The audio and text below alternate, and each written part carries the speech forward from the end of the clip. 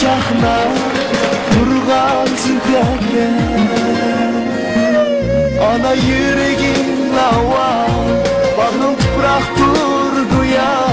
Senin arzu begindi, üner gülgiye. Anam öktüre, canım anam tayancı. Hayvanımda üreydim, benim bakıp kaldıcı. Ben seni dağdım desem, dağlar biçimi ekti. Ben seni bağım desem, güller mal çekti. Anam sen gülhan, anam bir bahar güler.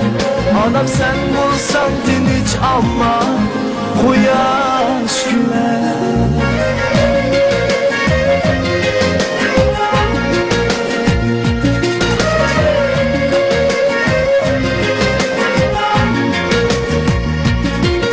Ana sen çekken cefa, oğlumda vapa.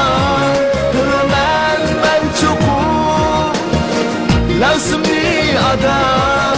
Ay sen yıldızım, asmanımdaki. Ayrılma baş koygan gül dünya.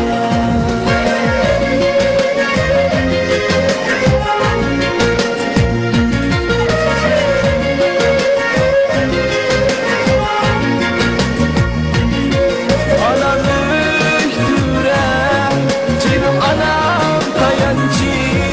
Hayvanımda üreydim, benim bakıp kaldıcı. Ben seni dağdım desem, dağlar biçimi ekti. Ben seni bağım desem, güller mal çekti. Anam sen gülhan, anam bir bahar güler. Anam sen olsan